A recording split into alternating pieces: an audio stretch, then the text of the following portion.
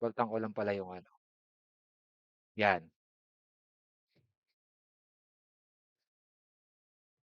Nawala yata yung aking video feed ano, nawala.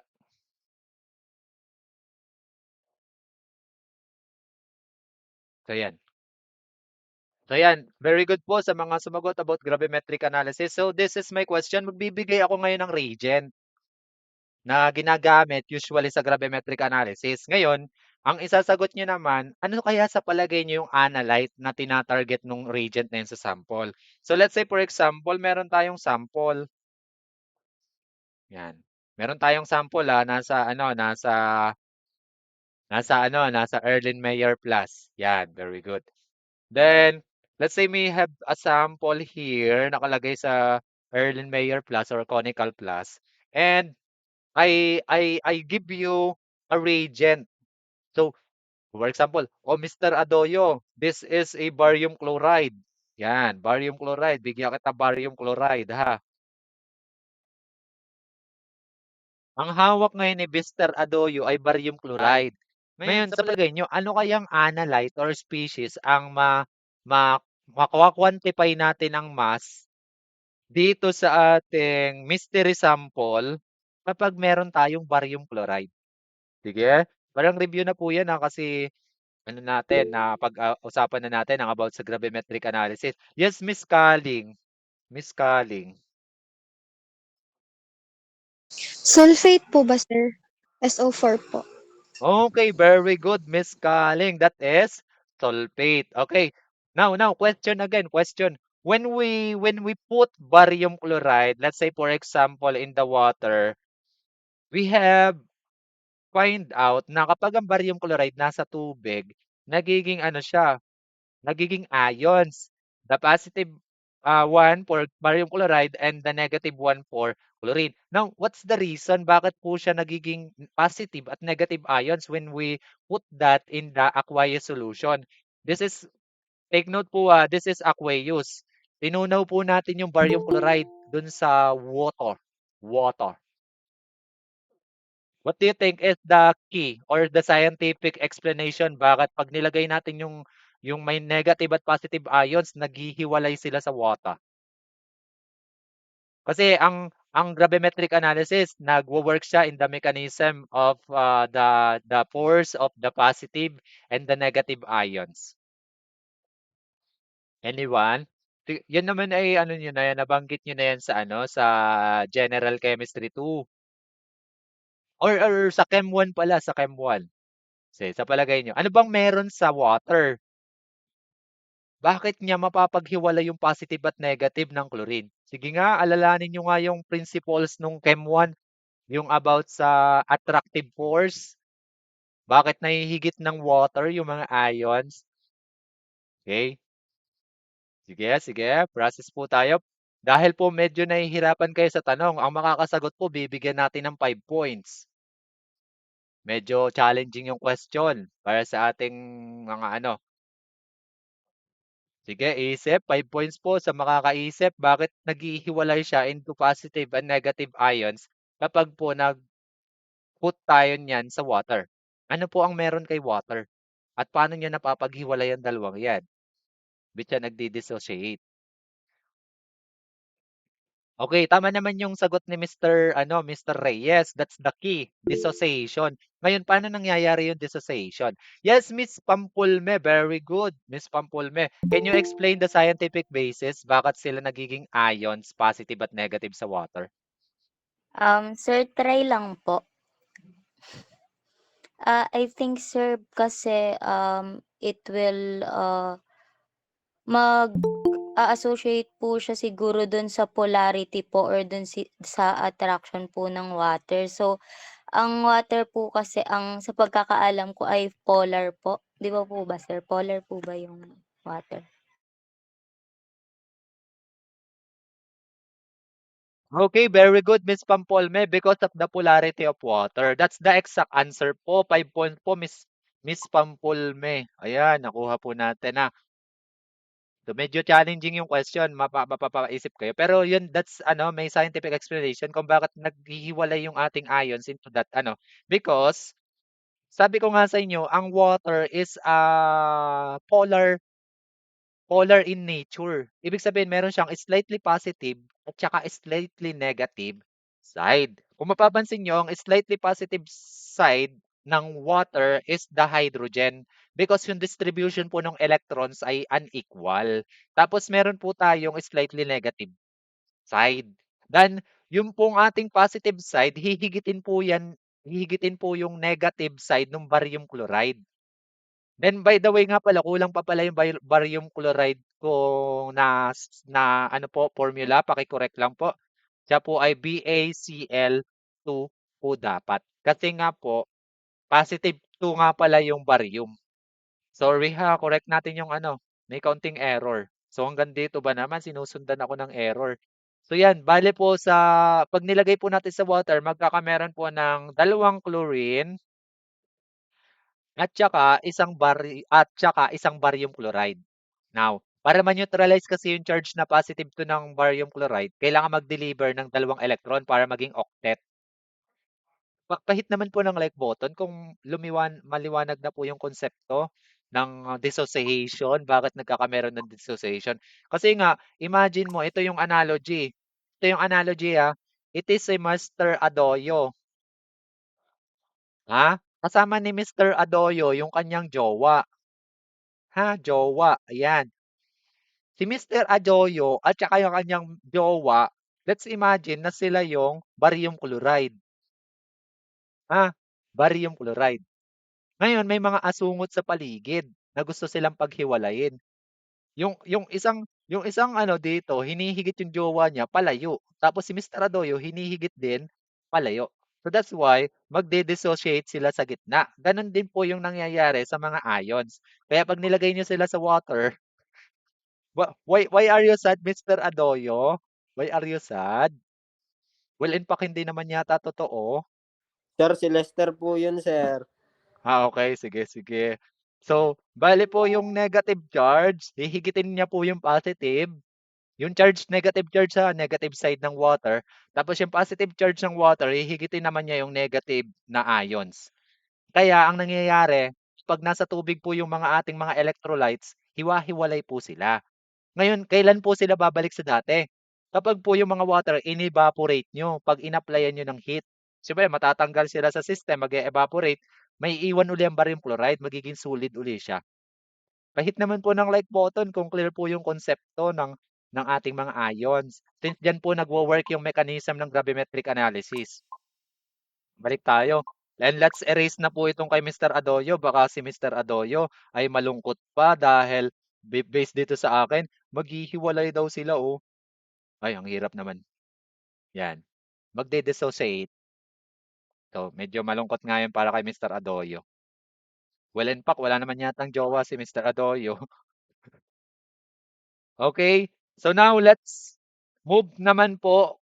Yun naman po ay ano sa aqueous solution po, ganyan po yung nangyayari. Now, kapag po may presence dun sa water ng sulfate like what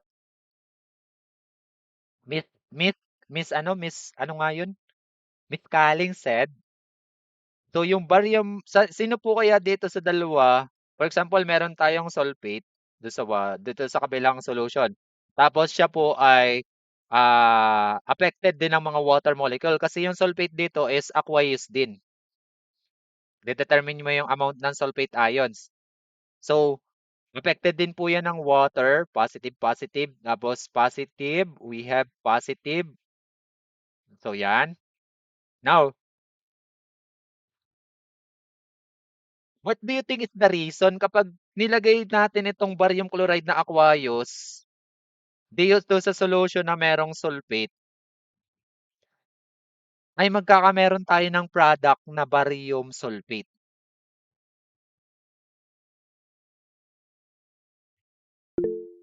Yes, Miss Gardiano, what do you think is the reason bakit napupush siya na magkameron ng barium sulfate? Sir, idea lang po.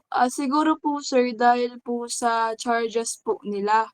Kasi po, 'di ba po positive and negative attract each other po. So, si barium po natin is positively charged and yung sulfate po natin is negatively charged. So, possible po na magkaroon po tayo ng product na barium sulfate kasi po positive and negatively charged ions attract each other po. Thank you po. Okay, very good, Miss Gardiano, kasi mga positive and negative. Pero ang pinakang ano din po nito, pinakang reason is it because yung po kasi ano po ba, sige, balikan niyo yung IMF or intermolecular force. Ano po ba yung IMF na nag-e-exist between the water and the barium? Or intermolecular force? Meron tayong ion dipole, meron tayong dipole-dipole, meron tayong hydrogen bonding, meron po tayong ions-ion. So dito po kay water at saka kay ano po kayang klaseng intermolecular force na nag-e-exist? Yes, Miss Pampulme. I think, sir, ion dipole po. Very good. Very good. The ion dipole is weaker. Tandaan nyo, mas mahina po yung ion dipole kaysa sa ion-ion. Kasi po, yung attraction po ni barium at saka ni sulfate ay mas malakas or mas stronger kaysa sa attraction ni barium kay water. Kaya magkakameron tayo ng formation ng panibagong compound. Clear po ba yon? Clear? Paki-hit naman po ng like button kung clear po yung konsepto. Yan. Sige, sige. Thank you so much po. So wait lang ha. Anuin lang natin itong ano. Kaya po magkakameron tayo ng barium sulfate. The question is, bakit po si sulfate yung expected natin na analyte kapag gumamit tayo ng barium chloride? Ano po ba si barium sulfate? Anong magiging properties niya in terms of solubility sa water? Ano ba ito si barium sulfate? Bakit si sulfate po yung ating target analyte when we use the reagent barium chloride? Anong karakteristik ang meron kay sulfate? Nung sila ay nagkameron na ng attraction, at nasa water molecule sila, napapaligidan sila ng water molecule, positive, positive, negative, tapos negative, tapos positive, positive. Kaya pa po kaya ng water pag hiwalayin yung dalawa? Guys, yes or no? Paki-hit naman po ng like button if kaya pa silang paghiwalayin ng water at room temperature. Wala ko sinasabi papainitin mo yung water, pero I think at i-increase mo yung ang energy ng water, parang ano na siya pagka nabuo yung barium sulfate. Ano po yung barium sulfate? Ano pong tawag diyan? Ano siya? Yes, Miss Kaling. What do you think is ano na ngayon ang barium sulfate? Insoluble, ano na po siya, sir?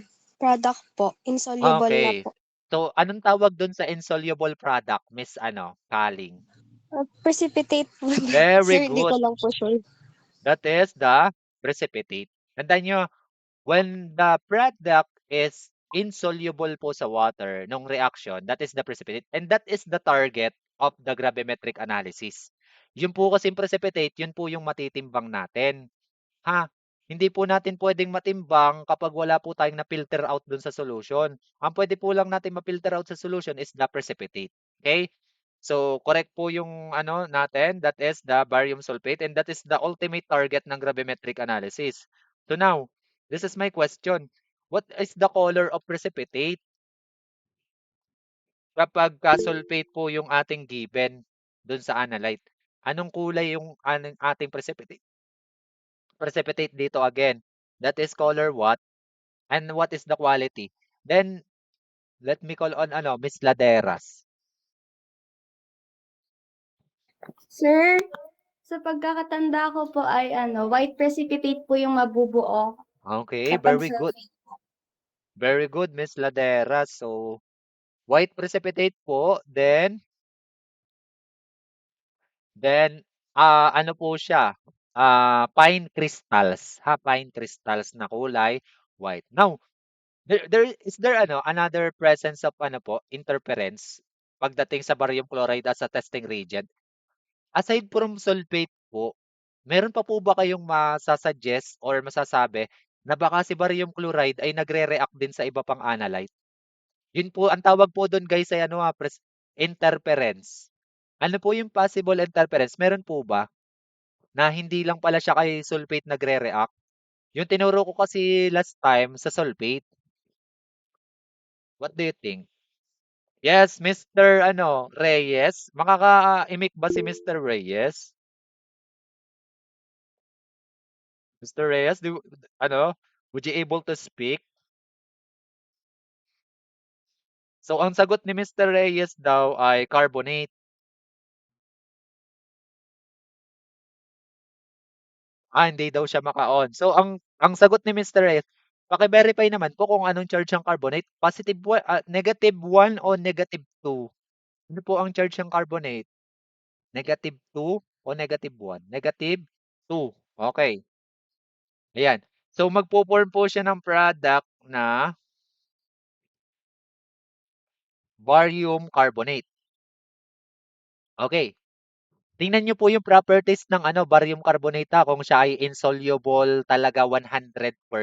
Dapat insoluble siya. Anong nakikita niyo sa mga resources niyo sa internet? Ano si barium carbonate? Kapag po siya ay slightly soluble, hindi po siya pwede pang-detect ng carbonate. Ibig sabihin, ang barium chloride, specific talaga siya kay sulfate. Anong meron kay barium carbonate, guys? Sige, sige, open lang po ng mic yung gustong sumagot. Yes, Miss Lupamia. Yes, Miss Lupamia. Can you speak? Apa, insoluble po siya sa water, pero soluble po siya sa acids. Okay, insoluble walang sinabing slightly soluble or medium soluble ganon, wala. As in Wala insoluble. po. Okay, Insoluble po. yan guys, yung sinasabi nating interference. Ibig sabihin, kung ang target mo ay sulfate, hindi ka sure kung sulfate talaga nag-react yung barium mo doon. Na na na-get mo ba yung yung about sa konsepto ng interference sa gravimetric analysis? Now, this is my question. Ang kailangan niyo lang para hindi kayo maapektuhan ng interference is malaman niyo yung qualitative distinction ng dalawa nung magiging precipitate. Since sinabi ni Miss Lupamia na ang barium carbonate at ang barium sulfate ay parehas pong white precipitate. Wait lang. Miss Miss Lupamia, nabasa mo ba na ang barium carbonate kung anong kulay ng precipitate niya? Yes po, puti Ano, po siya. white din, yun lang. Magkakameron ng kalilituhan sa mag-a-analysis. Ngayon, kung namamareho sa kulay, how about sa crystal size? May pagkakaiba ba sila sa crystalline size? Para more on powder po yung barium carbonate. Powdery. Sabi dyan ay powdery. O powder. Opo. Ito namang isa, yung sulfate, crystalline. Originally, Opo, sabi natin, crystal. parang crystals. Okay. Magkaiba po yung yung powder ang itsura, powderized sa itsura. White na white po talaga yon, parang yung pulbo. And pagka crystalline sa itsura, parang yung asin. Sino po dito baka naman hindi pa kayo nakakakita ng asin. Yung asin po yung parang ganun po yung itsura ng mga crystal. So, parehas po silang white. Ito po yung titingnan yung pagkakaiba. Pag po parang pulbo, that is carbonate po yung nakita nyo dun sa sample. Pag po parang crystals po yung pagka-white nila, or that is sulfate. Maliwanag na po ba? Para po hindi po tayo malito sa sa dalawa. Kasi ang possible pong maging interference ni sulfate ay si carbonate when you use barium chloride. Ang target naman natin kunin during gravimetric analysis class is matimbang niyo yung precipitate kasi from that precipitate magkaka-idea kayo kung ano yung presence ng sulfate, for example, dun sa sample. Magkaka-idea kayo kung ano yung dami ng carbonate dun sa sample, kung may carbonate man dun. Kaya magtataka kayo, ba't may pagkakaiba yung precipitate? Ito parang powdery white, tapos ito crystalline yung ibang precipitate na ano. Well, in fact, ang indication yun na nag-react siya sa something is yung formation ng precipitate. Now, sir, paano pag walang precipitate? Ay, di wala. Wala tayong sulfate, wala tayong carbonate. Okay? Clear po ba? Clear? Pakihit naman po ng like button. Okay. Now, the question is, meron pa po bang ano, possible interference bukod kay carbonate? Yung ating pong pinag-aralan dati, specifically talaga sulfate ang target ng barium chloride. Ngayon, aside from carbonate, meron pa po ba? Wala na po? Pakihit nga po ng like button kung wala na po tayong nabasa na aside from carbonate. Okay, very good. So, bale dalawa lang po ha pag gumamit tayo ng barium chloride. Very good. Now, punta tayo dito sa ano, yung ating ginamit doon sa virtual lab. Ano, punta tayo naman sa AgNO3. So, binigyan ko si Mr. Adoyo ng AgNO3. Okay? Now, ano kaya ang ating ide-determine naman sa ating sample when we handle AgNO3? Yes, Miss Mascareñas po yung naunang tumaas. Sir, I think po chloride po. That is fluoride. Chloride po. Okay, very good. So, when we put AgNO3, we determine the presence of chloride because magpo-form po siya ng product na AgCl, which is a precipitate or insoluble sa water. Right? Tama ba, Miss Mascareñas? Miss Mascareñas? Yes po. Ibubulol. Okay, now, what is the color? Miss Mascareñas, you said chloride. Anong kulay ng precipitate na mamumuo pagka ano? Color white po, sir. Okay, very good. That is color white. Now, pag gumamit tayo ng AgNO3, hindi lang po chloride siya nagre-react. Meron pa pong dalawa. And ano po yung qualitative distinction ng magiging ano niya, product? So, punta naman tayo kay Miss Sapunto. Oh, yes, Miss Sapunto.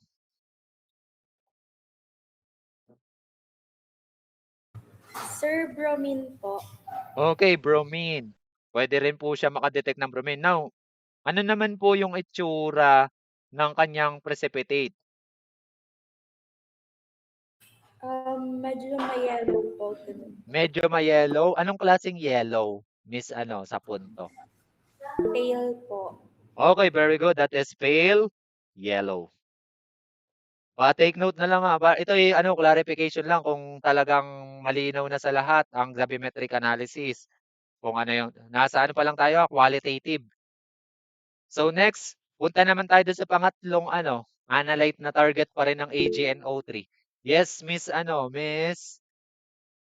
Orduña? Miss Orduña, what do you think is the third analyte na possible pa ring ma-detect ng AgNO3? Iodine po, sir. Tapos po ang precipitate po is color po, color yellow po. Okay, very good. Ano talaga siya yung yellow talaga kapag AgI na precipitate. AgI. So that is yellow. Magkaiba po yun pag malamlam ang pagka-yellow, bromine. Bromine po yung na-detect nyo. Kapag yellow talaga, that is iodine. Clear po ba? Clear. Yung Okay. So ngayon po, that's the po. So bale po pagdating sa AgNO3, may po tayo, pero very specific po siya. Pinakang target analyte niya is chlorine, second is bromine, and third is ang magiging error lang niyan when it comes to interpretation. Baka magkamali lang kayo ng interpretation na yung present dun sa sample ay bromine. Kasi medyo parehas nga yung So that's why dapat may reference kayo ng kulay. Kung ano yung itsura ng pagka-yellow kapag iodine at saka bromine. Since pale yellow ang sabi, siguro pagka talagang malamlam yung pagka-yellow niya, bromine talaga yung nasa sample na na-detect natin. Okay? Now, punta tayo sa sunod na isa pang paborito nating testing ng ating mga analyte. We have ammonium oxalate or NH4C2O4. Ano? C2O4. Since ang ating oxalate ay -2, so meron po tayong subscript na -2 dito sa ammonium. Wait lang Yan. Ito po kaya, saan po kaya siya specific na analyte? Yes, Miss Moria Barroso. Sir, calcium po. Very good, Miss Moria Barroso. So, when we put this on the sample, ang kanyang madedetect is yung amount ng calcium. Pwede nyo itong panggamit para ma-measure yung hardness ng water. Kung contaminated ba yung water ng mga kung ano-ano doon or may calcium ba siya, content. Then yung ions na meron sa water. And also, yung sa gatas. Pwede rin po siyang pang-detect ng calcium amount ng gatas. Ang tanong, ano po yung magiging precipitate natin dito kapag naglagay po tayo ng aqueous ammonium sulfate sa solution na may presence ng calcium. Calcium, by the way, +2. Ano po yung precipitate? Yes, Miss Lada. Very good, Miss Lada. Sir, white crystalline po. Okay, anong tawag? Calcium? Calcium oxalate po. Very good. That is the calcium oxalate. CaC2O4. And calcium oxalate, para sa pagkakaalam, para sa for your information mga medtech, and calcium oxalate is the most common type of kidney stone. Nabanggit ko na naman yan doon sa mga previous natin discussions, is this is called the calcium oxalate. Kaya po tayo nagkakameron ng kidney stone because of the precipitation reaction din po na nangyayari sa katawan. So, relating the concept of chemistry to the medical sa inyo, when you increase the consumption of sodium ions, kunyari, dumami yung sodium mo, mahilig ka sa maaalat. Then also, mahilig ka rin sa mga oxalate-rich food.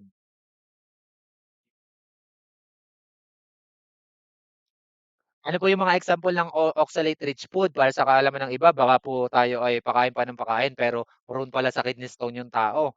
Yun po yung mga example mo yan, mga kangkong, talbos ng kamote.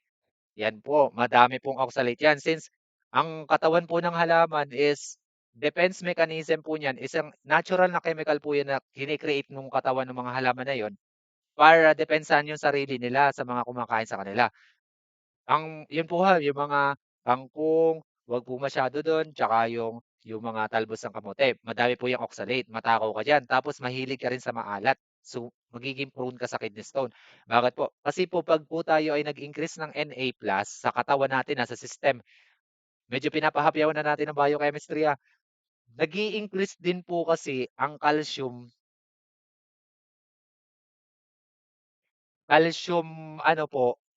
calcium release doon sa inyong urine.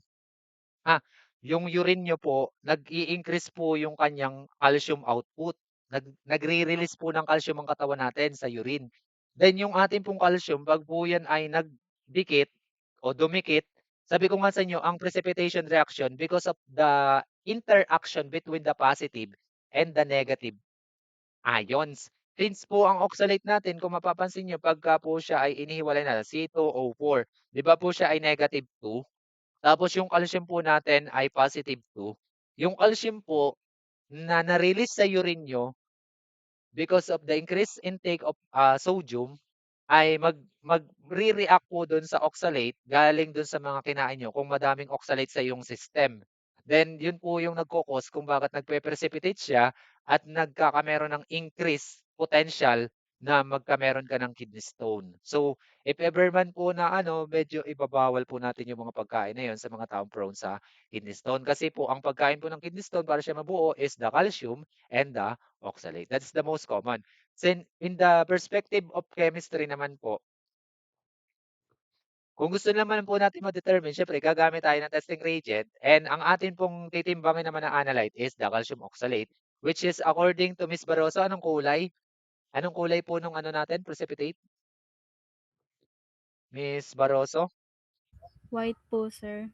O white. White crystal. Ano? Crystalline white. Parang yung nakikita ko sa mga na-ooperan, parang hindi siya crystalline white pala. Parang ano siya, opaque na pagkaputi, yung tinatanggal sa mga kidney. So pagka po tayo ay ano, nag-experiment sa laboratory at ito yung ginamit natin guys, ito yung ginamit natin para tayong ano, gagawa ng kidney stone. So magiging precipitate niya kasi yung pinakang ano ng kidney stone, which is the calcium oxalate. Ano? So yan po ha. So bale po, meron po tayo dito tatlong pinoint out, pero ang gagamitin po natin ay itong ating pang-apat na reagent pagdating sa ating actual na gravimetric analysis, which is the PbNO3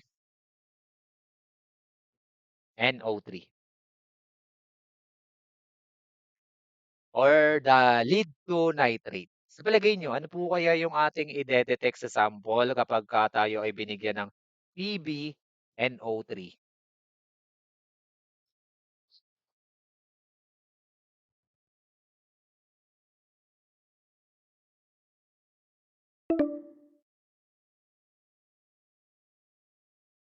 Anyone po from the group? Yes, Miss Hawili. Ano po yung dinedetect naman ng PbNO3? Ano po, sir, mga halide ions po like chlorine po. Okay. So, bale po pagka may chlorine, presence ng chlorine, magkakameron po siya ng precipitate na PbCl2. And anong properties ng PbCl2 when we put PbCl2 in the water? Soluble, insoluble, or slightly soluble? Miss Hawili, ano po yung nakikita natin sa mga resources? Totally insoluble po ba siya sa water? Or ano lang, slight? Anyone? Slightly lang po kapag nasa cold po siya. So siya ay pag sa cold ay slightly. Naka-specify ba Miss Awili, yung kanyang temperature, kung anong temperature siya slightly? Diyan sa iyong reference. Wala po, sir. Pero kapag hot po siya, soluble po siya, sir. Okay. Sa cold po ay slightly. So cold na 'yon cold, slightly. Tapos pag hot, soluble. So sa palagay mo, Miss Hawili, reliable kaya siyang gamitin yung PbNO3 when we target chlorine? O may mas better pa sa kay PbNO3?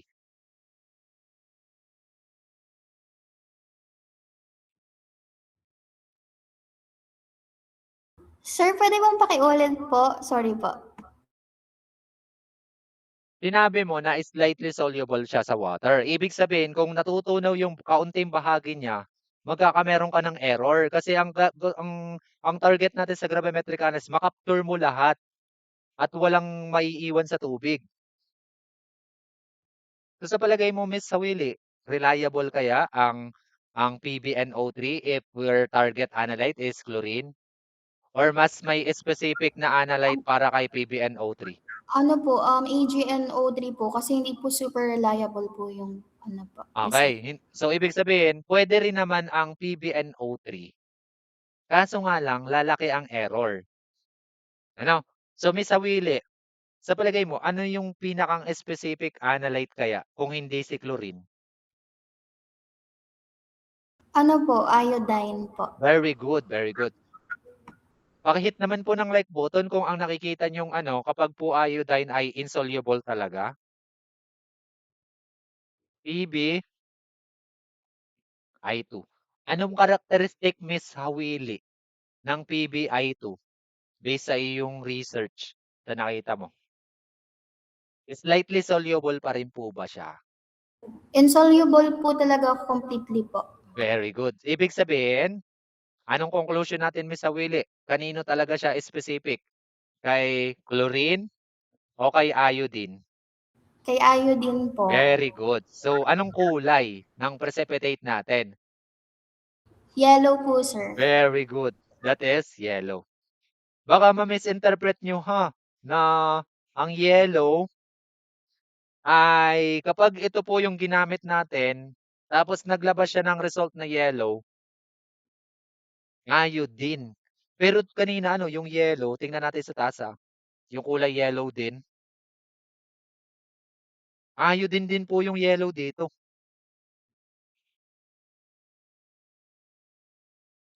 Ang AGI ga po ay ano, talagang insoluble. Ito po, nung according sa inyong ano, references or slightly.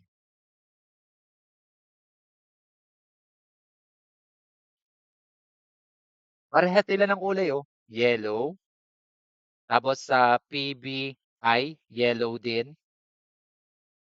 Ano, parehas po sila ng kulay. So, magkakatalo na lang sila sa solubility sa water. Strongly ano, Miss Pampolme, strong ano?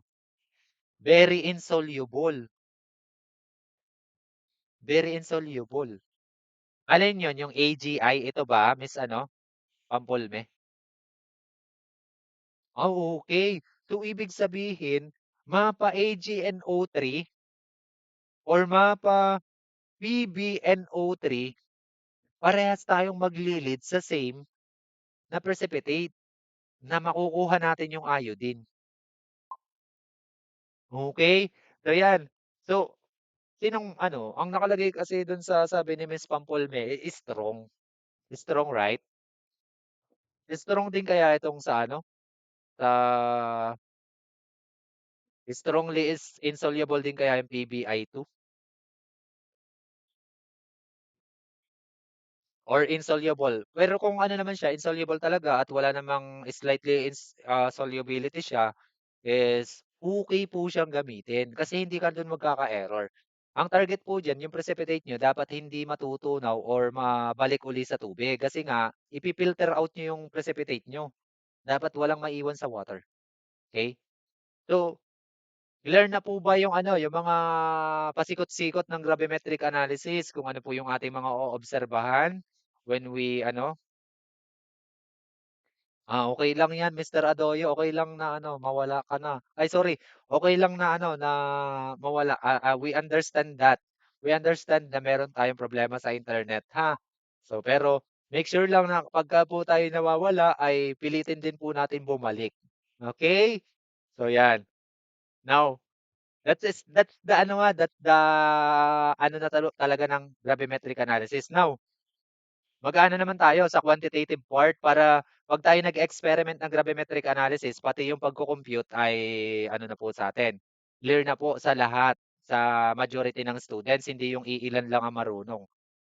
Ang ano po kasi, ang objective talaga namin dito kung bakit kami nagtuturo ay mas madami dapat marunong, hindi yung iilan lang ang marunong. Yun po yung ating ano dito, ha. So that's why yung iba po kung hindi niyo po masyadong maano maintindihan. Kung hindi niyo po maintindihan dito, pwede po tayo magtanong sa mga kaklase nating marunong na nung konsepto ng gravimetric analysis. Ano? So now let's ano po uli, repeat po uli yung ginawa natin sa ano, we have the AgNO3. Slightly, ano sabi? Ano daw? Slightly soluble ang PbI2 sa cold water pero kapag hot water po, soluble. While AgI ay almost completely soluble. Ano yun sa hot water? Insoluble. Insoluble. Okay. So, ibig sabihin, ang pinakang maganda nating gamitin if nasasabi ng mga sources nyo na insoluble po talaga siya or completely insoluble, it's AgNO3. Ano? Ang masama lang kasi sa AgNO3 ay yung templadong nasa bote maliit lang, mauubos na siya kasi maliit pa lang yung nando'n sa laboratory. So that's why ang possible na magamit natin is PbNO3. So ang according sa sources ni Miss Pampulme, sinabi niya na slightly soluble ang PbI2 sa cold water. Slightly soluble. How about sa ano, sa hindi cold water, yung room temp lang, room temperature water? Wala po ba tayong na ano, nakalap na ano, about sa room temperature na water lang, yung hindi mainit, hindi malamig? Kasi normally ang ginagamit naman natin sa laboratory ay yung mga warm water or yung saktuhan lang yung temperature. Hindi malamig, hindi mainit. So yan na, i-ano niyo rin po kung ano siya, kung pagdating doon sa middle na temperature ng water siya ay ano, insoluble. Okay? Kasi parang ang source natin is cold water or hot water. Ano? So yan. So since AgNO3 po yung ating ano, pinakang ano ngayon, target ha. For example, ang ating pong target sa ating ano, analyte, wait lang guys, last. Ang ating pong ano ay sa metal ions. I think mag-e-end na po ng ilang minuto yung ating ano, unang link. 6 minutes na lang po. Sige. So let's have this again, Cl. Yung target natin is the how many grams of Cl or what is the concentration? Yun yung kadalasang tanong dito sa gravimetric analysis. What is the concentration ng ating sample? Or how many grams of Cl ang meron doon sa sample? So, now, ang ating pong ano, precipitate nito ay AgCl. Tapos, let's say for example, nag-form po tayo ng precipitate na 1.33 grams. Ang tanong, dun sa sample natin na meron siyang chlorine, how many grams of chlorine ang meron dun sa sample if nag-form po tayo ng 1.33 grams ng precipitate after pong i-react natin yung sample with AgNO3. Naaalala po ba kung paano ito i-address yung gantong solving sa gravimetric analysis? Ito po yung ito po yung target natin sa gravimetric analysis ha. Ito po yung ipipilter out nyo, yung precipitate, tapos titimbangin nyo na wala dapat error. Tinuyo dapat na maigi, walang error.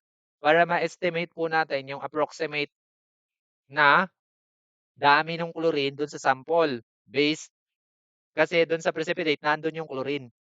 So, yung lahat ng chlorine sa sample, kinuha ng silver. I-react nyo completely sa silver. Yung positive charge sa silver, kukunin niya lahat ng ano para maging precipitate. So ngayon, kung ito na yung maximum precipitate, since in excess nyo po yung pagre-react, pinagsali nyo in excess, react excessly, ilang grams po ng chlorine ang meron doon sa sample? Sige, pasolve po muna ha, tapos taas na lang po ng kamay, tapos ididikta na lang po sa akin kung ano po yung inyong ano, solution. Ito po ay nagkakahalaga ng 5 points ang makakapagdikta sa akin ng step-by-step procedure kung ano po yung grams ng chlorine.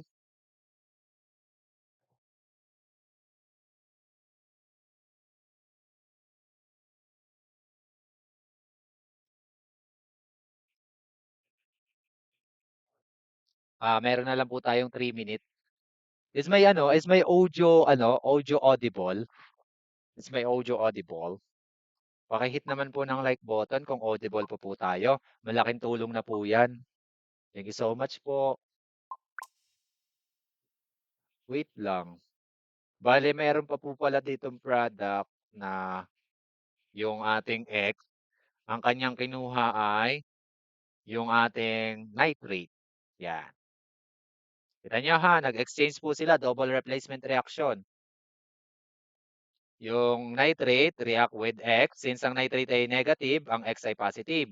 Ag positive, tapos Cl negative. Kaya nag-form tayo ng precipitate.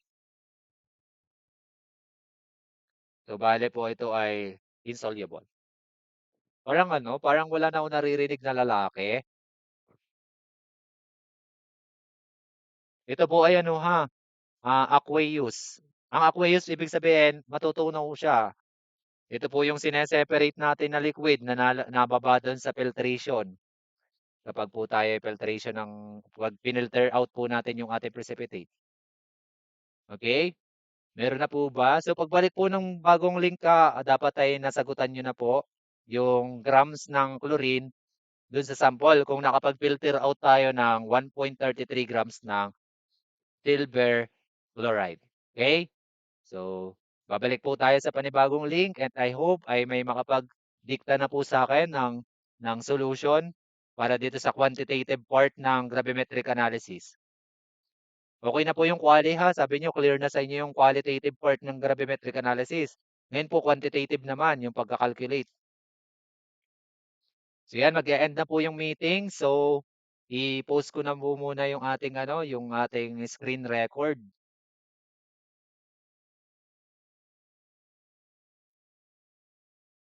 So ayan, nandito na po ulit tayo. So meron na po ba?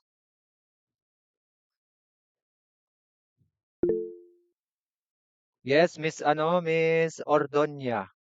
Miss Ordonia, naririnig mo ba ako? Yes po, sir.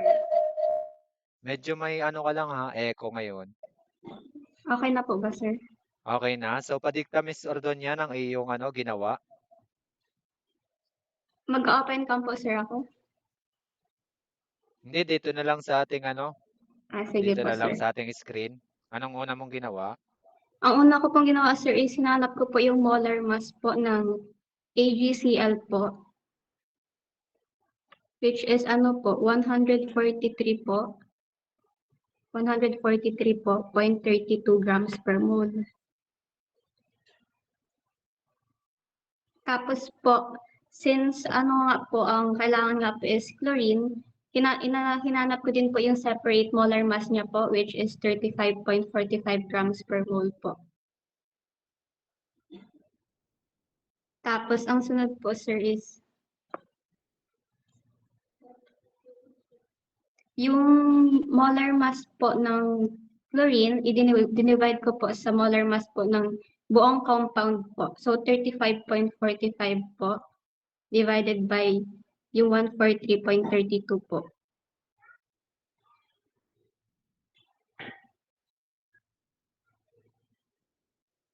Tapos po, ang sagot po is 0.22472.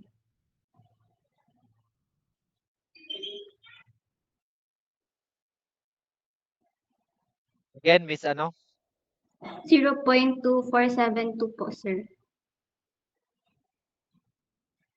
0.2. 2472 po.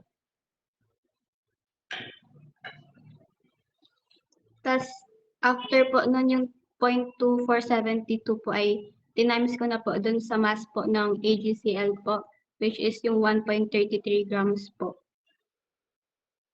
Bale, itong result mo na 0.2472, ano to, mole?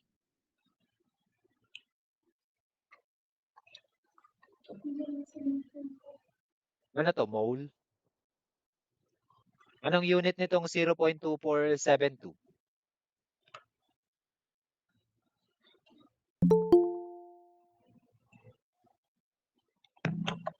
Hindi ko po sure, sir.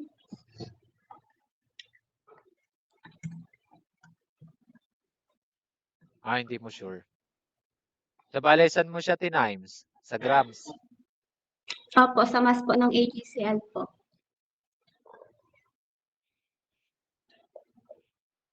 Times mass ng AgCl. Yung 1.33 po.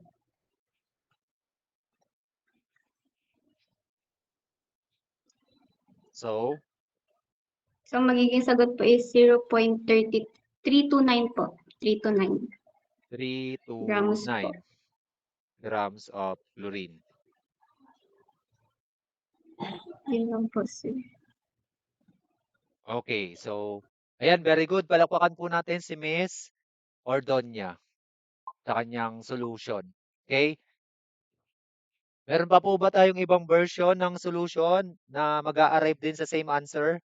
Pero mas, detailed at clear? Kung meron po tayong iba pang version. Yes, Miss Laderas po. Meron ka pang other version pa? Yes po, sir. Sige, pakidikta po ng solution natin. Sa akin po, sir, ang nagkaiba lang po ay hindi ko na po dinivide yung 35.45 sa 43.32, sir. Dineretso ko na po siya. Ang Paano, ginawa ko po, paano? sir, ay yung 1.33 grams po no AGCL ay dinivide ko po sa molar mass ng AGCL. Yung 143.32 po. Ilan? 100? 43.32 po.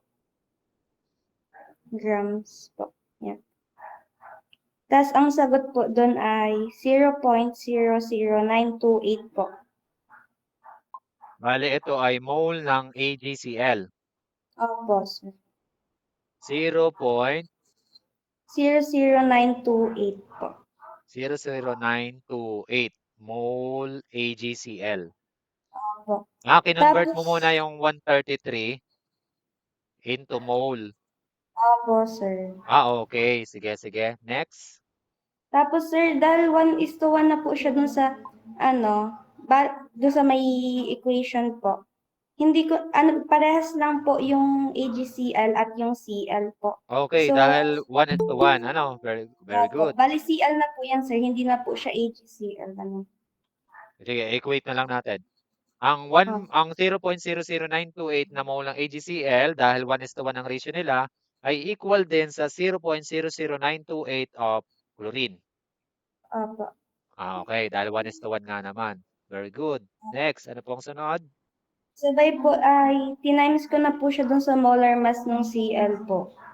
So, 0.00928 mole of chlorine times mole chlorine 35.45 grams grams. chlorine. Tapos, makakancel ang mole chlorine. Tas Where 0.33 grams na po ang sagot. ay ilan? 0.33 po. 0.33 Grams po. Okay. Bale, 2 decimal mo na lang places. Opo. Yung kay 0.329, 3 sig figs ang ginawa niya. Yung iyo, 2 sig figs. Pero, Opo. kung papansinin natin, parehas din naman po yung sagot mong dalawa. This one is also same with this one. Okay, palakpakan po natin Miss Laderas at saka Miss Ordonia. Wait lang ha. Iano natin yung points ni Miss Laderas. So, yan. Po. So, meron pa po ba tayong version ng solution? Baka may mas clear pa. Mas may clear pa rin kay Miss Laderas. So, ito na po yung pinakang clear na pathway ng solution. Okay, hit naman po ng like kung ito na po yung pinakang natin na solution. Or baka meron pa po tayo. Meron pa po ba tayong solution na iba pa na version or way ng pagka-solve dito sa problem? Kung wala na po, pahit naman po ng like button. Kung wala na po tayong ibang solution. Yan, thank you so much. Malaking tulong na po yan inyong mga like. So ngayon, clear na po yung yung quantitative part ng gravimetric. So, since meron na lang po tayong isang link na lang po ito, atin na pong ibuksan yung sunod na laboratory procedure na yes, Miss Ana, Marie Alejo, may concern? May concern ka pa? Sir, ask ko lang po regarding dun sa kanina solution. Bali po, Yes. hindi po ba ita-times pa po siya sa molar mass ng AgNO3? Sa molar mass ng AgNO3. Sige nga, Apo. patingin nga ako ng version mo, Neng. Bali, tama naman po yung compute, yung ganun din po kay Ma'am Laderas. Kaso yung sagot po nito, ita-times pa po siya sa molar mass po ng ng AgNO3. So, bakit daw ita-times pa sa molar mass ng Ay, AgNO3? Di ba sir, may dapat kukunin muna po lahat ng molar mass, di ba po may kinuha yung AgTL. Then, Tapos, kukunin din po yung molar mass ng AgNO3. Then, not sure po. Yun lang po.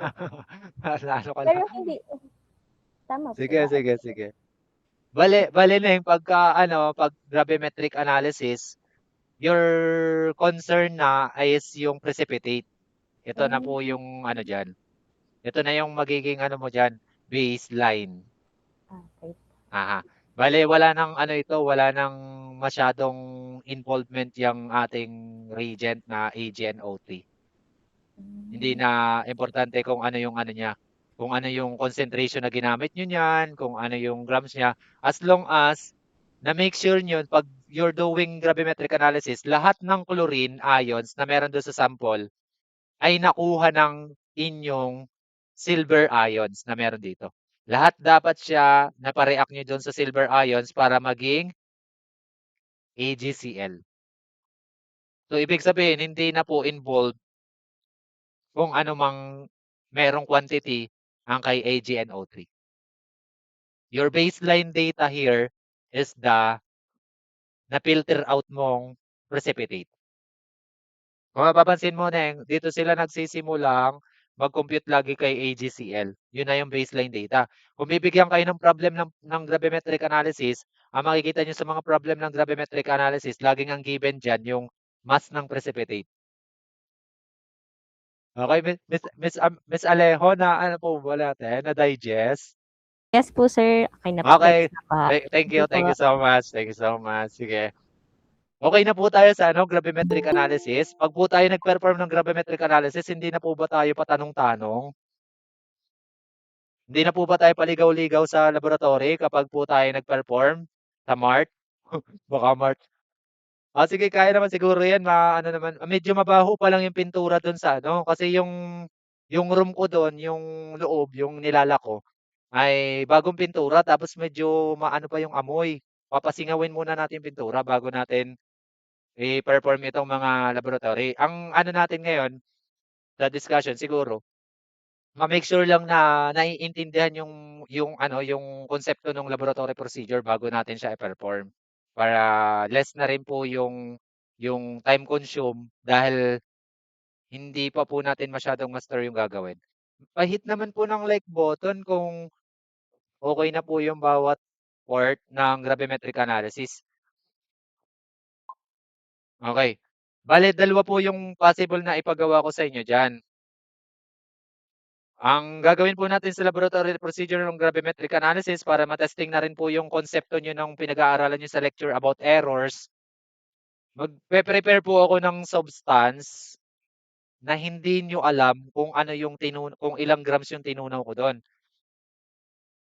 Ilang grams ng compound na yon na containing ng iniisip ko pa nga kung paano ko makukuha yung potassium iodide or potassium iodate dun sa ano.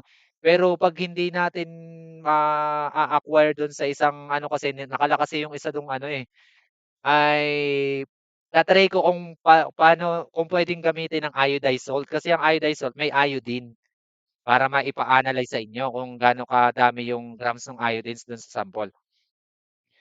Aalamin nyo, dalawa lang ang aalamin nyo. Aalamin nyo kung ano yung concentration ng solution or ano yung mass ng iodine, mass of analyte. Yan yung dalawang problem. Pag concentration ng solution, ganito lang yung gagawin nyo dyan. Kukuha kayo ng sample sa test tube, tapos gagawa kayo ng hanggang 3 trials. Kasi pag na-estimate nyo yung concentration nitong maliit na sample, yun na rin yung concentration ng sample. Okay? Ang concentration nyo pong isosolve ay molarity.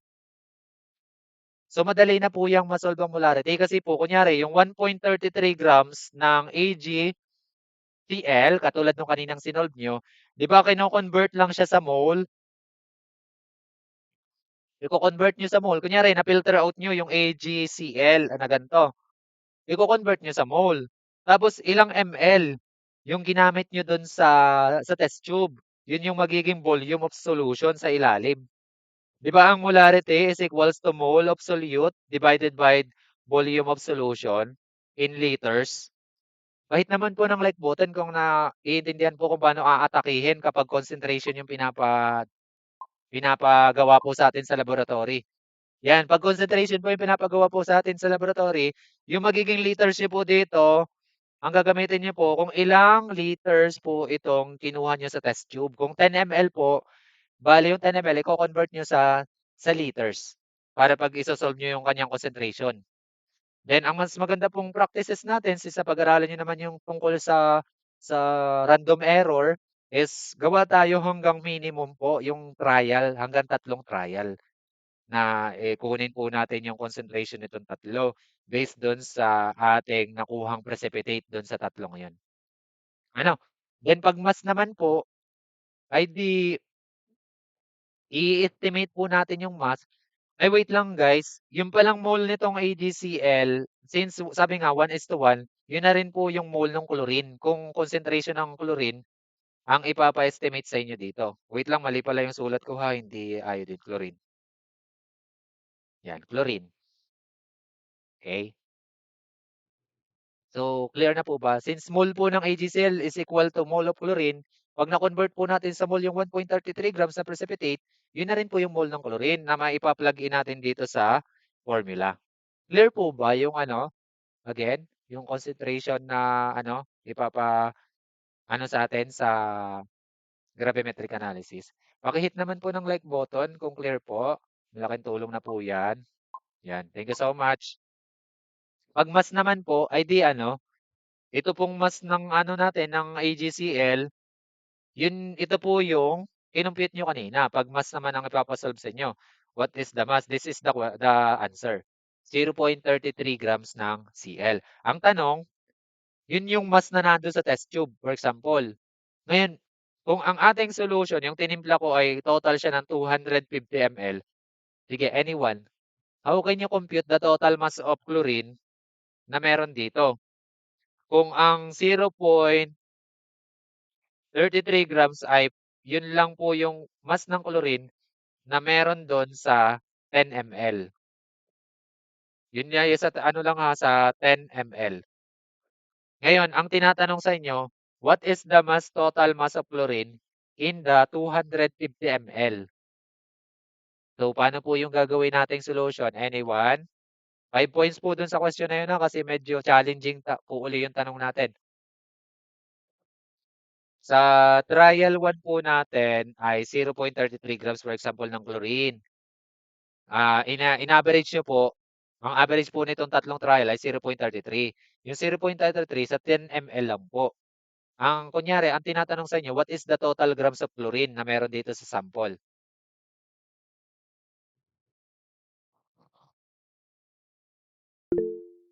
Yes, Miss Encarnacion. Ano po, I think i-divide po yung 250 ml sa 10 ml po. Tapos, after that, Tapos, yung sagot po is 25. ito po yung magiging multiplier. Opo. Tapos, i-multiply po sa 0.33 grams ng Cl po. Okay, may ilang grams tayo ng Cl na total? 8.25. Okay, 8.25. Pahit naman po ng like button kung clear po yung pagka pinapa-estimate sa atin yung total grams ng sample. Okay, thank you so much po. Ayan. So, clear na po yung gravimetric analysis. Dalawa lang ang ipapatarget ko sa inyo dyan pag pinarform natin siya ng actual is either concentration or yung mass nung tinunaw na analyte dun sa sample na hindi nyo alam kung ilan grams doon para matesting din yung problem solving skills natin. Next, punta tayo sa sunod na procedure. Ang tawag naman po dito sa sunod na procedure ay spectrophotometry. Ito po ay talagang gagamitin po ito ng mga medtech lalo na pag nasa ospital kayo. Spectrophotometry. Second, po natin, ang pinakang-last po nating laboratory procedure for the analytical chemist, titration na lang po. Hanggang doon na lang po tayo. Masyado na kasing mahirap pa pag nagsama pa tayo at March na din, malapit na mag-March. Matatapos na yung SEM. Kaya hanggang titration lang po yung ating mapapag-usapan. Now, ngayon, based from the name itself, spectrophotometry, may idea po ba tayo kung ano po yung ginagawa sa spectrophotometry? Sige po, open pa po yung ating para sa pagsagot. From the word itself, spectrophotometry. Ano po kaya yung purpose ng spectrophotometry? Yes, Mr. Ortega. Sir, hindi po ba yan yung ano, yung sinisinagan po ng ilaw para po makita kung gaano kadaming substance po yung nasa liquid? Okay, very good, Mr. Ortega. Estimating the amount of substance in the liquid by using of light, according to Mr. Ortega. Meron pa po ba tayong ibang version ng sarili nating interpretasyon based sa pangalan na spectrophotometry? Tama po yung sagot ni Mr. Ortega. Gagamit tayo ng light para ma-estimate yung amount of substance or specifically the concentration of substance na meron dun sa ating sample. Meron pa po ba? So kung wala na po, atin na pong simulang i-discuss ang about sa spectrophotometry. Sa spectrophotometry po, meron po tayong konsepto na dapat ay maunawaan. Meron po tayong dalawang sample for example. O, parang inulit lang ulit ito kasi napahapyawan na ito dati. Meron po tayong dalawang sample with different concentration. Represented yung diluted sample natin, ayan, medyo hiwa-hiwalay lang po yung guhit. Tapos yung atin pong concentrated sample, ganyan. Okay. Now when you heat it with the light, yan tawag po diyan sa incident light or term as initial intensity of light. For example, initial intensity natin ng light ay 100%. Now, meron po tayong dito for example na transmittance na mga 75%. That is the final intensity. Then, dito po sa kabila is lumiit po yung transmittance natin. That is for example, from 100% naging 45%. So, dito po sa dalawa nating sample, sa palagay niyo po kaya, ano po kaya ang reason bakit kaya magkaiba po yung nakakalampas na amount of light or intensity ng light dito sa dalawang sample natin? Yes, Mr. Ortega. Ba, nagsisikap na si Mr. Ortega. Ay, sir, dun po kasi sa una, kung naging 75% lang po yung intensity, sir ba yan? Yes. Ibig sabihin, sir, mas kakaunti or ayun nga, mas kakaunti yung na-absorb na light nung substance unlike dun sa nasa baba na mas madami yung na-absorb na light, meaning mas madami yung substance na present po dun sa nasa baba po. Okay, very good, Mr. Ortega. And that is what we called, anong tawag natin doon sa quantity ng amount ng light na nawawala when the light passes through the sample? What can you term that? Anong term mo doon, Mr. Ortega? Kung ang term dito sa lumalabas na light ay transmittance, yan, ito po yung transmittance itong dalawa. We have 75% at saka 45%. Anong tawag doon sa nawalang light, yung 25% na hindi na nakalampas? Sir, absorbance, sir? Very good, that is absorbance. Tandaan nyo yung absorbance, yan yung ipapakita sa inyo nung machine nung gagamitin yung spectrophotometer. Tandaan nyo, pagka kayo ay magsasalang ng sample doon sa laboratory. Yung nasa ChemLab ay analog yung ating spectrophotometer, pero pwede naman po siyang gamitin. Then yung ma-encounter nyo po sa mismong MedTech Lab is digital po, yung pinipindot na lang, tapos automatic na po yung absorbance makikita doon sa screen. Okay.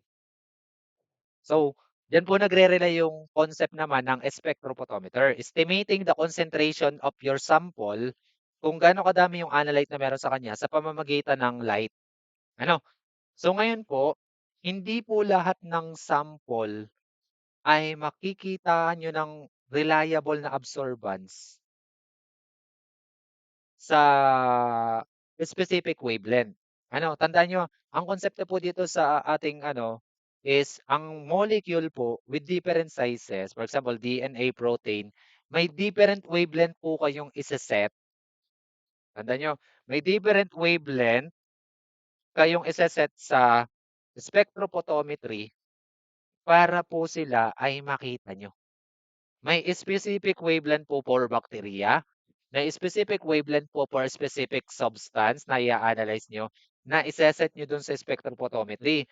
Kasi ano po ba ang itsura ng wavelength? Di ba may wavelength na ganyan ka, tapos may wavelength na pino. The specific wavelength po, ang itaset nyo. Kasi pag hindi nyo sinet sa specific wavelength po, meaningless po yung makukuha yung absorbance dun sa ating data dito sa spectrophotometry. Okay? So now, to determine the absorbance here, ang magiging equation nyo po dito is equals to log 10 initial intensity over final intensity. Yan po yung equation. Kapag ang given natin sa problem ay intensity. Okay? Yung initial na intensity ng light versus kasi may nawala. So that is the absorbance. Pero yun naman, pagdating sa practical naman natin, pag instrumental analysis, yan namang absorbance, automatic naman siyang pinapakita ng machines. Ilalagay mo lang yung qubit. May qubit po tayong tinatawag. Okay? So also,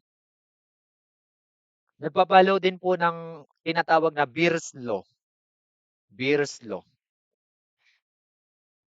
Sino po yung familiar sa Beer's Law or Beer-Lambert Law? Anyone po? If hindi po tayo familiar, pwede pong pa-hit ng like button pag hindi po tayo familiar sa Beer's Law. Yan. Okay.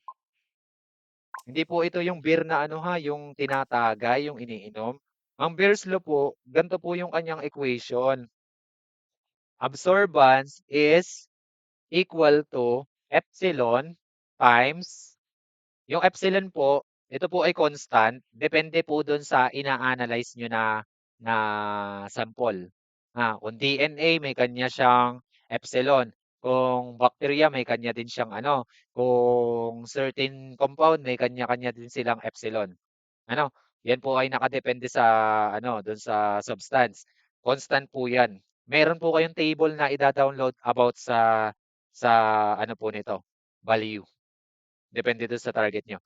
Tapos times L. Ang L po ay length or yung haba po ng dadaanan ng light. Usually naman po ang length ng cubit na ginagamit sa spectrophotometer ay 1 centimeter. Tandaan nyo, 1 centimeter po yung lapad nila times the concentration.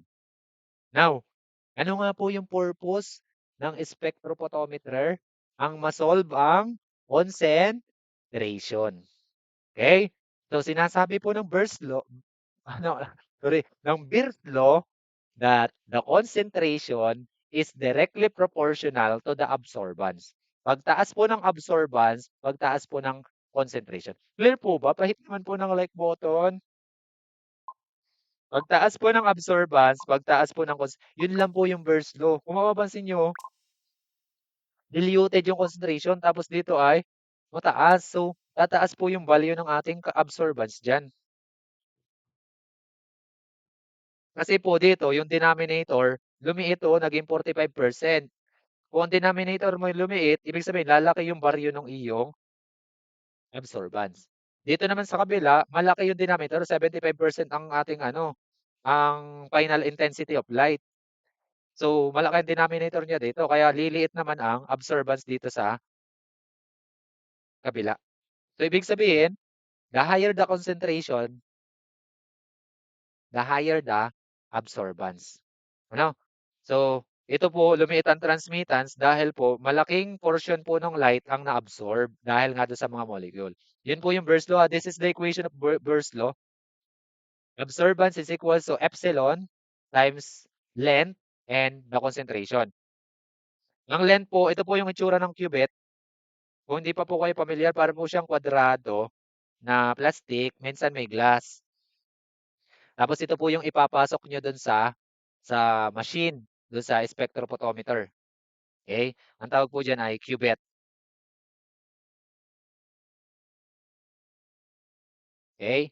Correct me if I'm wrong na lang ha, pagka mali po yung naisusulat nating spelling ng ano, ng mga materials. Okay. Dito po sa cuvette, ang kanya pong usual na lapad ay 1 cm. Kaya po ito, constant po yan na 1.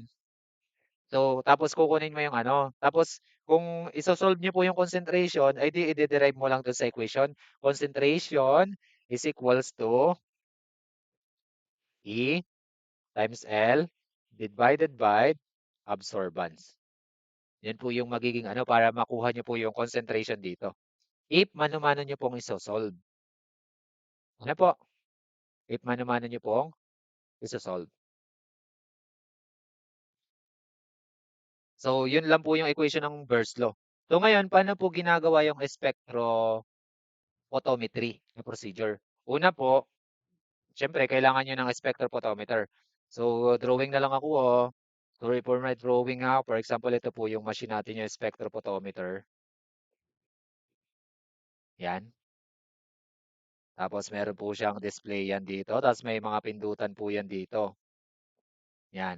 Ang i-display niya po dyan is the value of the absorbance. Clear po ba? Clear? Pakihit naman po ng like button. Yan. Tapos dito po sa ano sa loob po niyan, dito po may binubuksan po dito. May binubuksan. Ha. So ngayon paano natin gagawin naman yung procedure? First step. Kailangan mo po munang mag-set ng blank solution. Paano po yung blank? So, let's say for example, wait lang ha. Kunin ko lang dito sa aking ano yung mga example ng blank. Ang atin pong ano ngayon, i-analyze ay protein. Ha? Protein, concentration of protein. Doon sa unknown. Meron po tayong unknown ha. Hindi po natin alam yung concentration ng protein. Doon sa unknown. Yung 1 ml of the sample. Doon sa unknown. Aalamin po natin kung ano yung concentration. So ngayon, ang kailangan nyo pong gawin, kailangan nyo mag-set ng blank. So, kuha po kayo ng ating sample. Ang blank po na sample ay yun po yung sample na containing all the part that sample except analyte. Ang wala po sa kanya ay protein. Wala po siya. As in, kung saan po dinisolve yung protein, for example, ethanol. Sa ethanol po soluble yung protein. Kunyari lang ha, hindi ko sure kung ethanol talaga. Yan yung ano mo, iseset ni blank. Okay? Nakakuha po ba yung blank sample kung anong ibig sabihin? Ang blank sample po ay sample po containing all the parts of our target maliban lang dun sa ating analyte. Bakit po kailangan nating iset ang blank? Kasi po, parang ganito po yung konsepto niyan. Kung kayo ay magtitimbang sa weighing scale ha, tapos nilagay mo yung timbangan, tapos hindi mo tiner sa zero, hindi mo tiner sa zero, ano po yung mangyayari sa resulta natin? Kapag hindi natin tiner sa zero, anyone. Tapos maglalagay po tayo ng reagent. Sa palagay nyo, what happened to your mass kapag hindi mo tiner yung ating sample? Ang lalagyan po is yung ilalagay natin sa weighing scale na wala nung reagent na titimbangin natin. So, ang analogy po nitong pagsiset ng blank, para po siyang kailangan po nating itong timbangan na to, hindi mapasama doon sa timbang ng reagent na titimbangin natin. Ano pong gagawin natin para hindi mapasama yung timbang nito? Anyone po? Kailangan po natin siyang i-tear sa zero. Para po pag tinimbang po natin yung ating reagent, ay hindi po tayo ma-mistaken na yung timbang na yun ay timbang talaga ng reagent. Well, in fact, yun pong timbang na yun ay pinagsamang timbang nung ating lalagyan at nung sample. Yan po yung parang pinakang analogy po ng konsepto ng blank. Kahit naman po ng like button kung na ano po, nakukuha po yung ano, konsepto. Okay. Sa spectrophotometry, may parang ganyan din po ginagawa. Ang kaso nga lang, ang tawag, blank sample. Okay? So, ibig sabihin, para pag tinarget po nung ating ano yung pinakang analyte, hindi po niya mapasama sa tatamaan ng light, pati yung kung saan tinunaw yung sample. Yung sample lang po yung kanyang ide-detect dun sa absorbance. Nakuha po ba? So, ngayon po, ito pong ating ano, as a blank sample, yan po yung sample natin na contain po ng ating matrix, pwera lang po sa protein. Ha? Kung ang target nyo po dito ay protein, protein po yung tatanggalin natin sa blank. Okay? So, yung blank po, ilalagay po natin dyan sa ating spectrophotometer. Tapos, meron po dyan button. Ngayon po, class, meron po kayong wag kakalimutan. Ang iset po sa tamang wavelength. Tanong po, anong wavelength ng light po daw magiging visible or mahihit ang protein? Anyone po? Sige, sige. Paunahan na lang po for 3 points. Sa anong wavelength po ng natin iseset ang ating spectrophotometer para po maging visible po yung protein at tamaan po ng wavelength na yon. Anong wavelength po ng light siya iseset? Iseset nyo muna yung wavelength ng light depende dun sa target molecule nyo. Kasi bawat molecule po may iba't iba po. Ang bacteria, ibang wavelength niyan. Ang protein, iba rin po. Ano pong wavelength ng protein?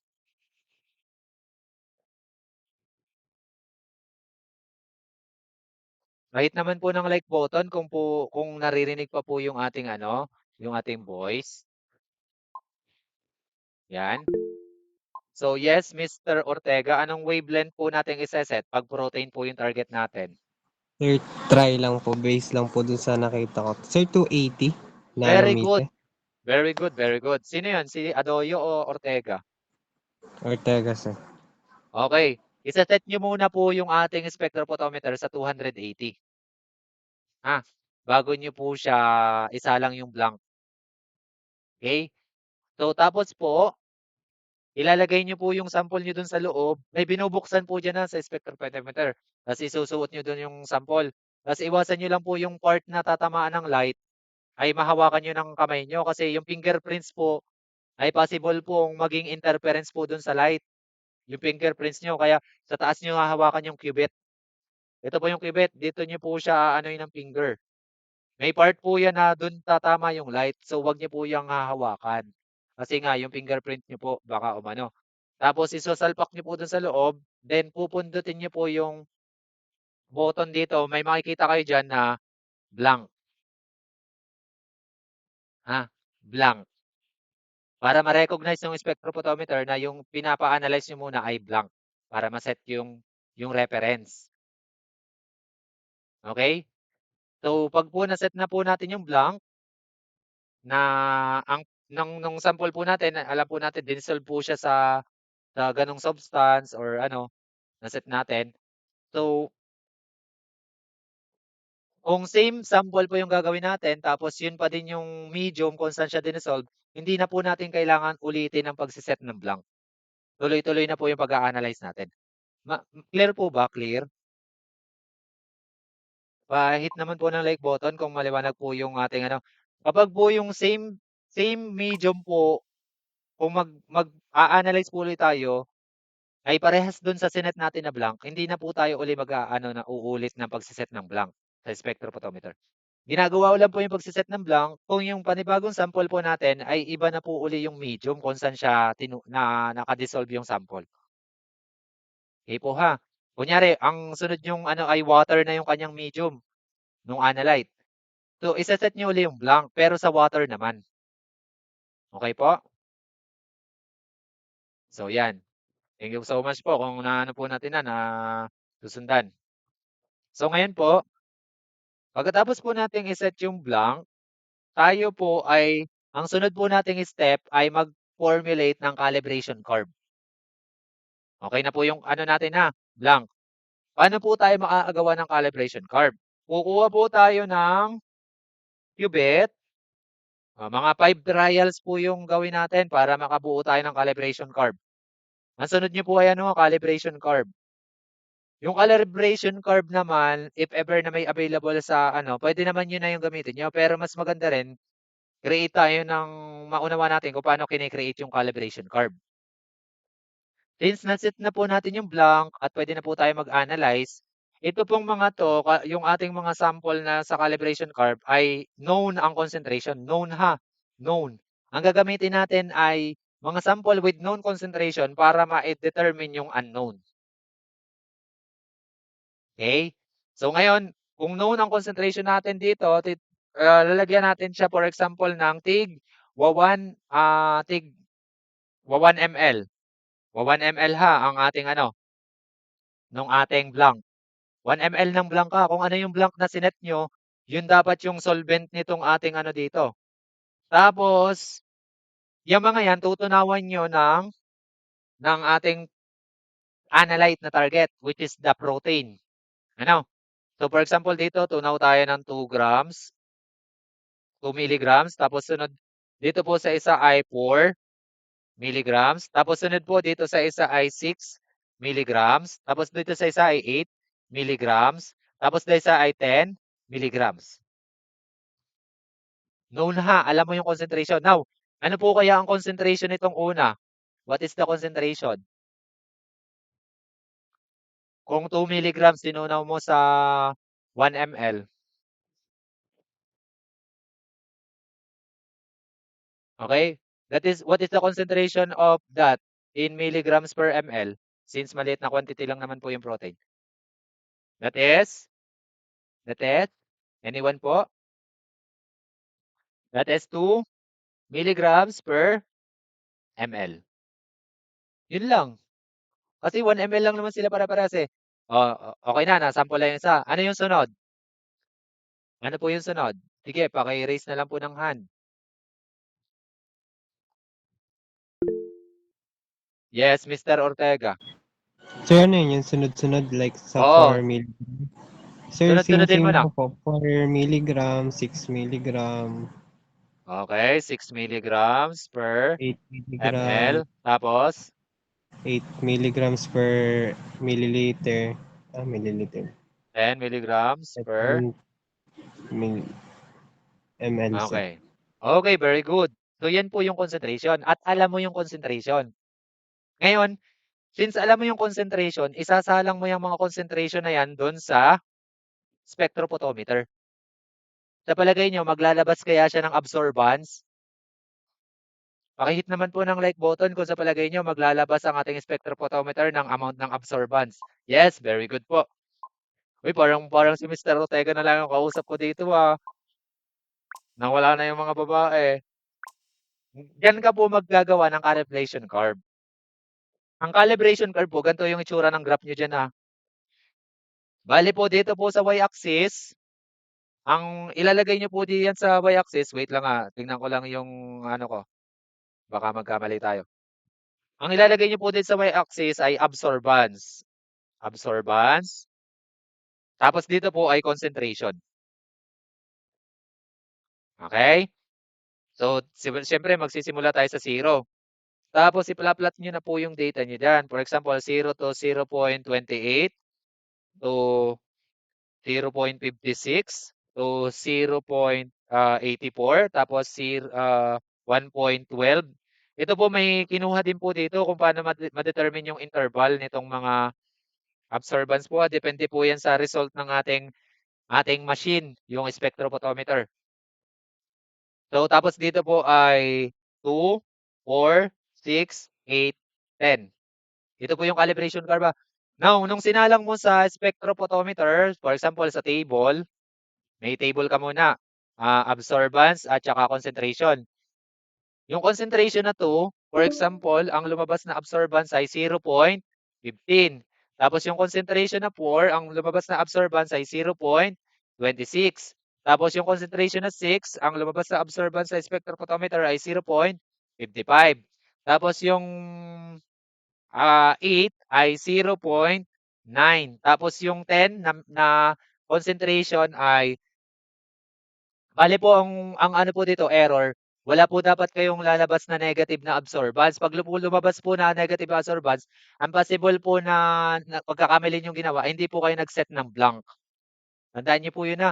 Paki-hit naman po ng like button kung naunawaan po kung bakit magkakameron po tayo ng negative na absorbance. Pag po tayo ay nagsalang bigla na wala tayong sinet na blank. Kailangan niyo po muna mag-set ng blank ha. So for example, yung concentration na 10, ang atin pong absorbance ay 1.25. Yan. Tapos yan, ipa-plot nyo na po yan. For example, yung 2, yan, ang kanyang absorbance ay 0.15. Ipa-plot nyo po diyan dito kung saan po sila nag-intersect. So since po ang 0.15 ay around here, so lagay po natin yung plot na data doon. Yan. Next. Ang 4 naman po ay 0.26. So hanapin po uli natin ang 0.26. For example, dito po. Medyo pangit lang po yung pagkakaano ko. Tas-tas nga natin yung 0.28. Yan. Next po. Ang 6 po, kita nyo, nasusunod ang Beer's law. Ano nga po ang ibig sabihin ng Beer's law? The absorbance is directly proportional to what? Concentration. Okay, very good. So next po, pagkatapos po sa 6, 0.55. So around here po. Yan o. Yan. Sa 6 po. Yun, i-plot po natin ulit doon yung ano natin, data. Tapos, next po, 0.9. Saan po kaya 0.9? Mga around here siguro po, sa may 1.12. Linawin ko nga lang itong sulat ko, 1.12 po ito ha. Yung ano. Ito naman pong interval na to, depende sa lumabas sa inyong spectrophotometer. Kayo po ang bahala mag-design ng interval nyo dito na uniform na mako-cover yung lahat na lumabas na result doon sa spectrophotometer. Okay?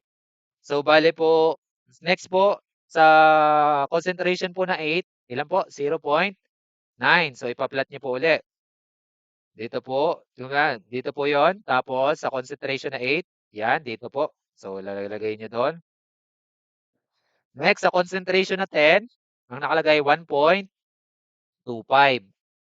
So, hanapin lang po natin yung 10. I-trace po natin.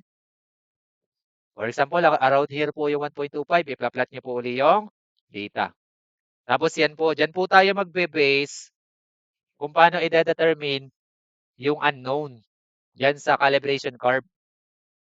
Okay? Clear po ba ang calibration curve kung paano ginagawa? Pakihit naman po ng like button. Baka si Mr. Ortega lang ha.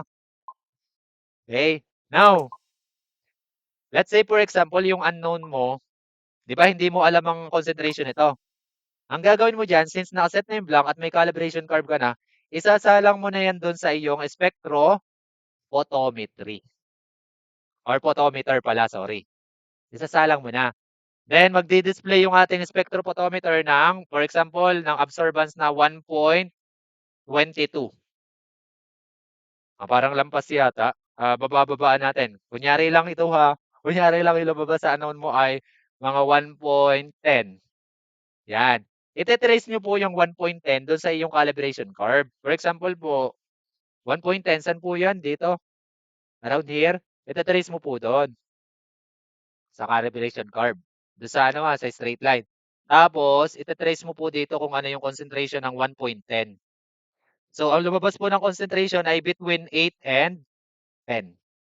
So, nasa siguro mga 9 milligrams per ml. Yung concentration ng lumabas sa iyong spectrophotometer. Dito po mo siya i-base sa ano? Sa calibration curve.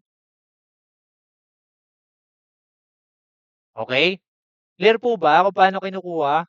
Kung paano ginagawa ang spectrophotometry? May question pa po? For example, yun po yung ating result ay 1.10. Ita-trace mo lang po sa naka-prepare mong calibration curve. I-trace mo pa ganon, tapos tingnan mo pababa kung anong concentration siya nag-hit. Ibig sabihin, yung unknown natin ay mga 8 point something, yung concentration ng 1.10 na absorbance nito. May question pa po ba about sa gravimetric analysis? Sorry, spectrophotometry? Any question po? Kung wala na po, paki-hit naman po ng like button. Sure kayo ha? Wala nang tanong?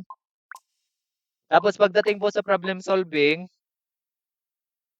kung hindi po tayo gagamit ng instrument, dito nyo po siya isosolve. Yung concentration.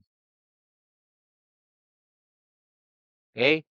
Dito po siya isosolve sa concentration. Dito sa equation natin ng Beer's law. Pero ito po, ay naka-base din po doon sa calibration curve ng specific molecule nating inanalyze. Ang protein po may kanyang calibration curve yan. Tapos ang DNA may kanyang calibration curve din siya, paracetamol, may mga ganun po, may pwede po tayong i-search na calibration curve. Bakit po kailangan gawin ang calibration curve? Anyone? Last question po. Ano po kaya ang purpose ng calibration curve?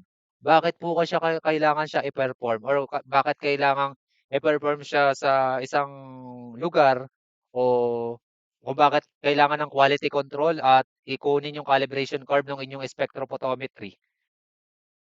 Ano po yung dinadiagnose natin? Bakit kailangang i-detect yung calibration curve ng inyong machine kung nag-aakma pa siya dun sa expected na calibration curve or standard calibration curve? Yes, Miss Ana Marie Aleo. Sige, 5 points for that question kasi medyo mahirap. Sir, ano po, regarding po dun sa, di ba po nakalagay dito sa ating spectrum ay madidetect yung unknown.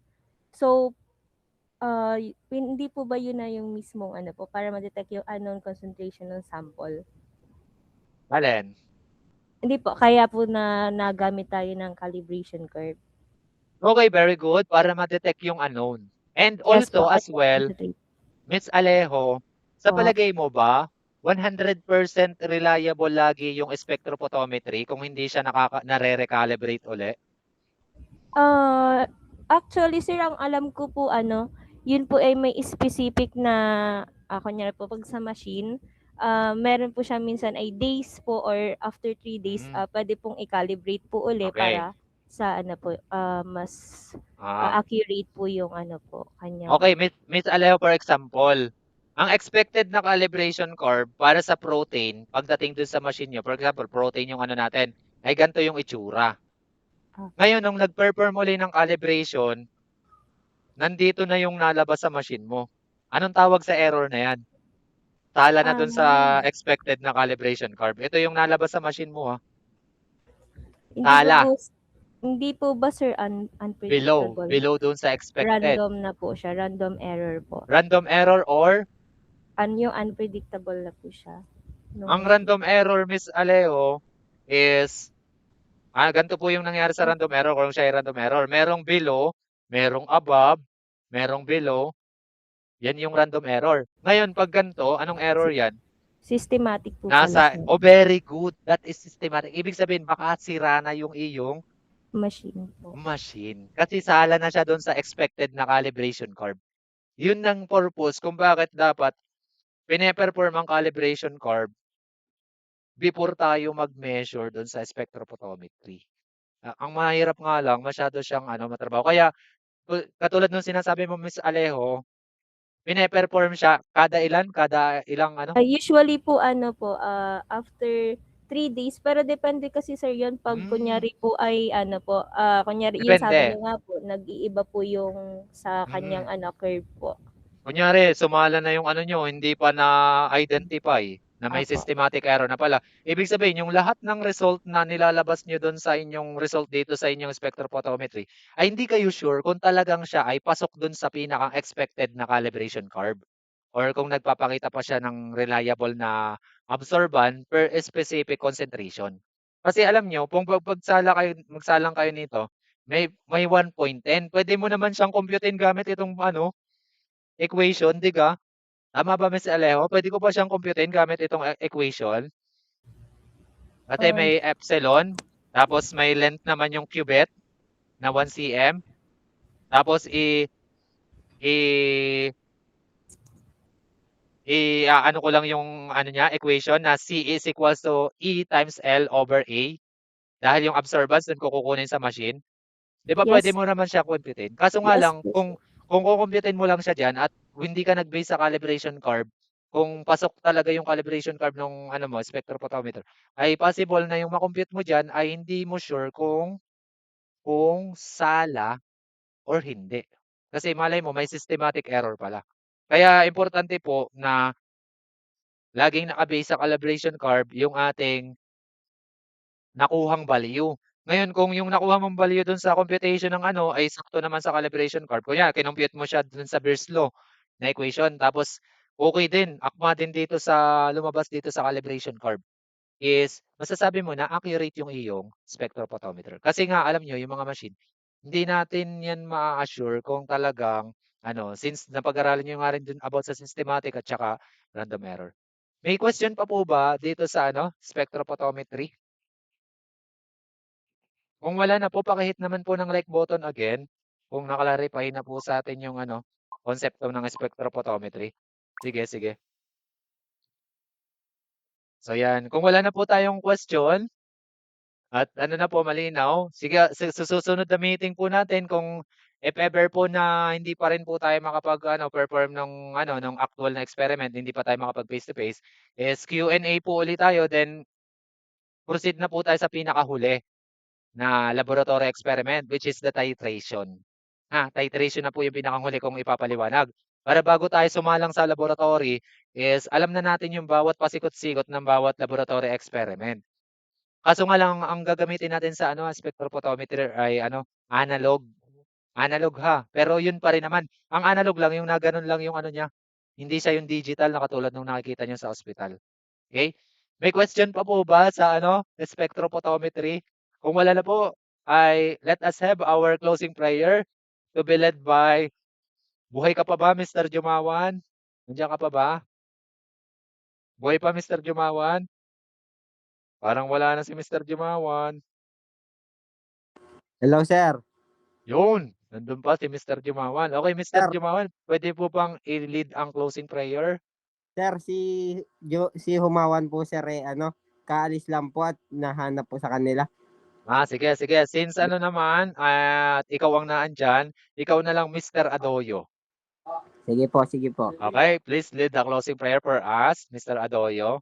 Yang, ayos na po ba? Okay po. Yes, yes. Yatong itong ang ating mga ulo at damhin ng presensya ng Panginoon. Yang, Panginoong Jesucristo, pinasasalamatan po namin kayo sa mga biyayang natanggap namin. Salamat po sa talas ng isipan na ibinigay niya sa amin. Salamat din po kay Sir Nino na dahil sa marami po kaming natutunan sa araw na ngayon. Panginoon, hinihiling ko po sa inyo na sana gabayan niyo rin po ang aming pamilyang naiwan sa aming tahanan, ang aming mga mahal sa buhay, Panginoon. Panginoon, humihingi po kami ng kapatawaran sa aming mga kasalanan, mapaisip, mapasalita at mapagawa, Panginoon. Yun lamang po. Amen. Okay, ayan, Yun congratulations. lang po. Wait lang. Okay, ayan, congratulations po sa lahat ng nagtiyaga at natapos po natin yung online class. Ano? So, bali po, baka po ma-air po ulit ito sa ano sa channel yung ating klase. So, ano na lang po, consent na lang po kung okay lang naman po siguro sa atin na nakikita itong klase natin sa ano, YouTube lang naman for educational purposes. Ano? So, that's all. Guys, God bless po.